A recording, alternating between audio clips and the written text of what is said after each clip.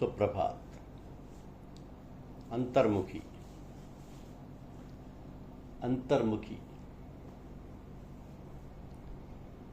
जब तक साधक में अहम की स्फुरना बनी रहती है तब तक वह अपने इष्ट सद्गुरु में पूर्ण स्थिति या समर्पण नहीं प्राप्त कर पाता, क्योंकि चैतन्य और जड़ यानी आत्मा और शरीर के तादात्म्य से ही अहम भाव पैदा होता है।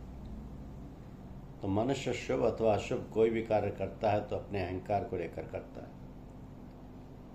यहाँ तक जब वह परमार्थ का पथिक भी बनता है अर्थात परमात्मा की तरफ भी चलता है, तब उसके अहम भाव में सतोगुण यानी सत अंश की मुख्यतः प्रधानता होती है, और जब संसार की तरफ चलता है तब उसके अहम भाव में नाशवान शारीरिक अंश में रज तम आदि की प्रधानता होती है।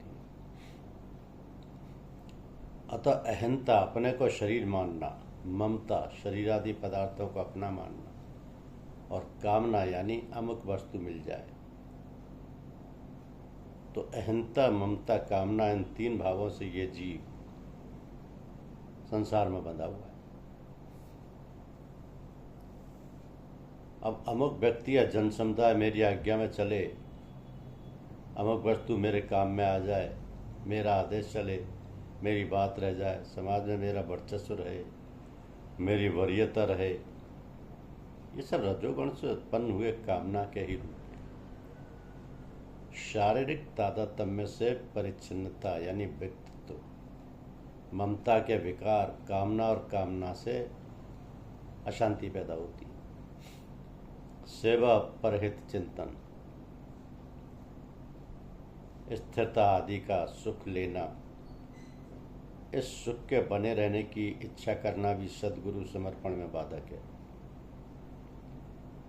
इसलिए साधक को तीनों गुणों से असंग रहना है, क्योंकि आत्मा असंग है।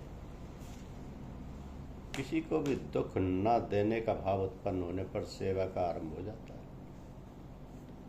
अतः साधक के अंतःकरण में किसी को भी दुख न हो, यह भाव निरंतर रहना चाहिए। अकारण किसी को दुख भी हो जाए तो उसमें क्षमा मांग लेनी चाहिए। वह क्षमा करे या ना करे कोई डर नहीं, क्यों सच्चे क्षमा मांगने वाले की क्षमा परमेश्वर की ओर से स्वतः होती। तो सेवा करने में साधक सदा सावधान रहे कि कहीं सेवा के बदले में कुछ लेने का भाव हमारे अंदर ना आ जाए। वर्ण आश्रम योग्यता विद्या गुण पद आदि को लेकर अपने में श्रेष्ठता का भाव होता है, अर्थात मैं मान्य हूँ, आदरणीय हूँ। ये भाव उत्पत्ति विनाशशील शरीर के साथ तादात्म्य होने से ही होता है।